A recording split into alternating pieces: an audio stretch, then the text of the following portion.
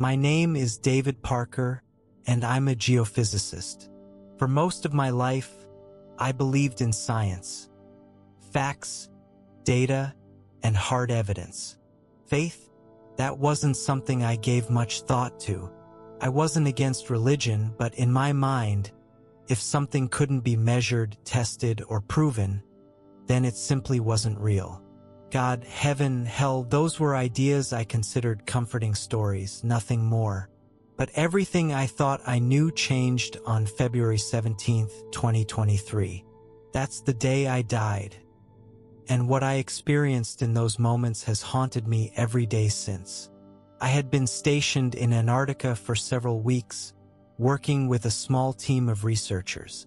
Our mission was to investigate unusual electromagnetic signals coming from deep beneath the ice. These signals had been puzzling scientists for months. Strange patterns that didn't match anything we knew about geothermal activity or natural forces. They weren't random either, they pulsed with a rhythm like some kind of pattern.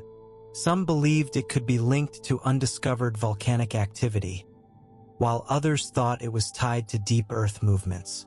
But there was no solid answer. That morning, I woke up feeling off. I couldn't explain it, but something didn't feel right. Maybe it was exhaustion. Weeks of working long hours in brutal conditions can mess with your head. I shook it off, suited up in my thermal gear, and joined the team. That day, we were drilling deeper than ever before, targeting an area where the signals were strongest. As we drilled deeper into the ice, things started to get weird. Equipment that had been working perfectly all morning suddenly failed. Our GPS glitched out, and even our radios started picking up distorted whispers. Sounds none of us could explain. At 11:42 a.m., everything changed. One moment I was standing on solid ground, and the next, the ice beneath my feet gave way. It wasn't a small crack. It was like the entire glacier shattered beneath me. The ice, once thick and solid, crumbled like thin glass. I remember the feeling of weightlessness, that brief moment where you know you're falling, but your mind hasn't caught up yet. The last thing I heard was someone from my team screaming my name over the radio, and then everything went black. But instead of feeling pain, I felt calm. I knew I should have been terrified, but I wasn't. It was like I had been pulled out of my body. I could see myself, lying twisted and broken beneath the ice. My body was half buried, motionless. I should have panicked, but I didn't. There was no fear, no pain, just an overwhelming sense of peace. That's when I saw them, figures in white. Glowing beings stood silently at the edge of the fissure, watching me. They didn't speak, but I knew, somehow, that they weren't human. They radiated a presence that I can't describe, powerful yet calm, like they knew something I didn't. Before I could even process what was happening, I felt a pull. Something strong was drawing me upward, away from the ice and those strange figures. Suddenly, I was moving through a tunnel of light, but this wasn't just light. It was alive. It hummed with energy, like it was wrapped in warmth and power at the same time. I wasn't walking, but I was moving, drawn towards something greater. And then, I heard it. A voice. Strong yet gentle. Powerful yet calm. The moment I heard it, I knew who it was. I didn't need anyone to tell me. It was Jesus. David? He said my name, and the moment he spoke, I felt everything inside me break. Every doubt, every fear, every part of me that once questioned his existence. I felt exposed, like he could see everything about me. But instead of judgment, I felt his love, deeper and stronger than anything I've ever known. Then he said something I'll never forget. What you are about to see must be shared. The moment Jesus spoke those words, the world around me shifted. The tunnel of light faded, and suddenly I was somewhere else, somewhere that defied everything I had ever believed. I found myself standing on solid ground, but it wasn't like anything I had ever felt before. It wasn't ice, rock, or soil. It was something alive. The surface beneath my feet seemed to pulse with energy, like the ground itself was breathing.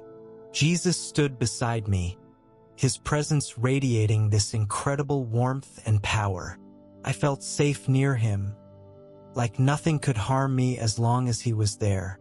He turned to me and said, "Look, David, see what has been hidden."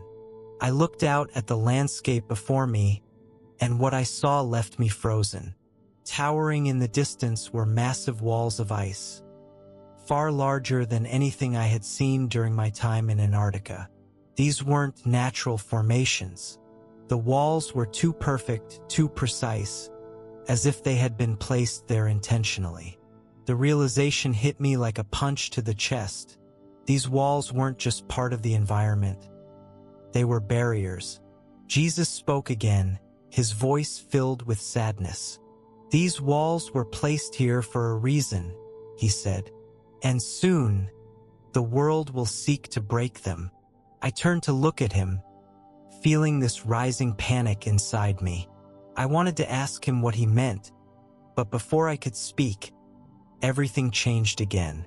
Suddenly, I wasn't just seeing Antarctica as I knew it. I was seeing it from a new perspective. It was as if my vision had expanded, like I was viewing the Earth itself from a higher plane. And beneath the ice, I saw something that left me cold. Buried deep beneath those frozen walls were structures, vast, sprawling formations that stretched far beyond what I could comprehend. They weren't natural. They were built, colossal fortresses and symmetrical designs carved into the earth.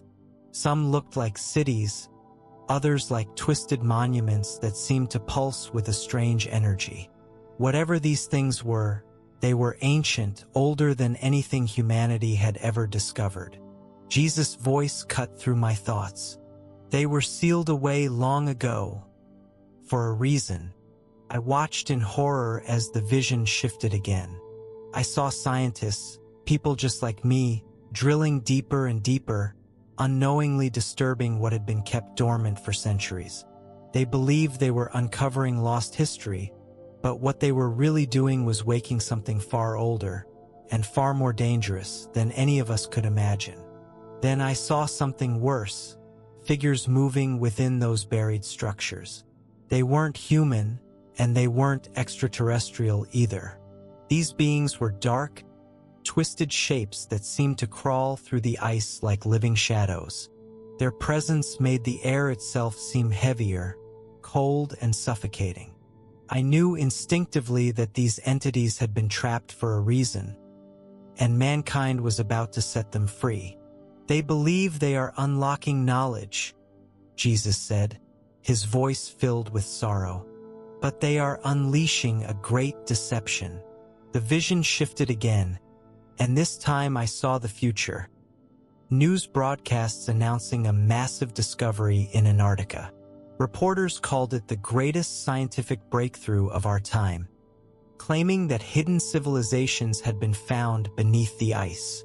Political leaders hailed it as proof that humanity was never alone, that these beings were here to guide us and help us evolve. But I knew the truth.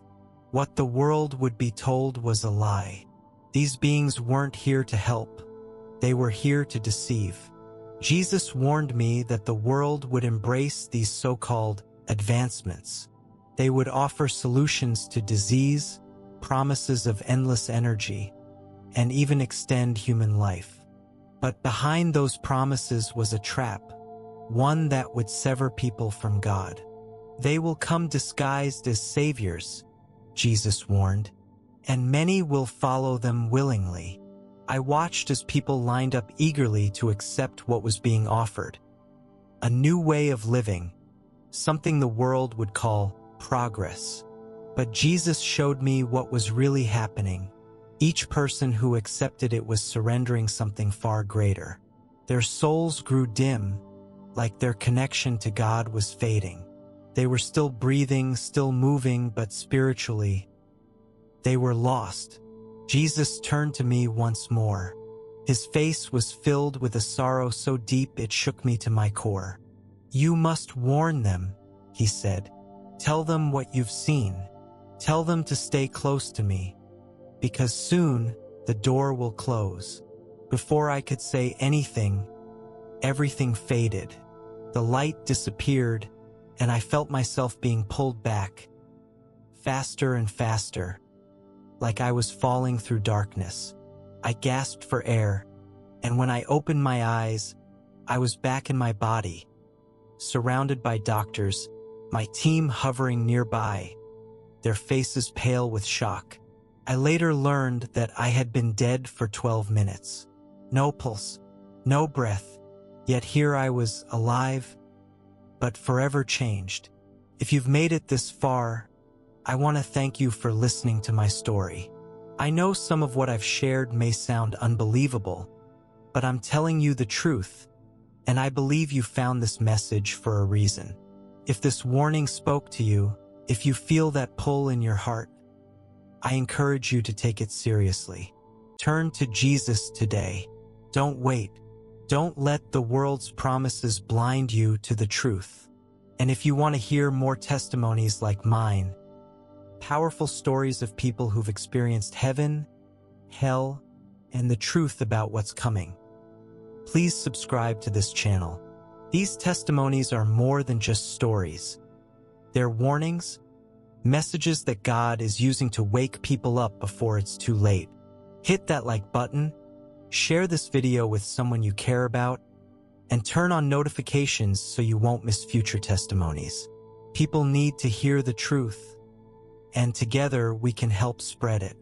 Thank you for watching, and please stay close to Jesus.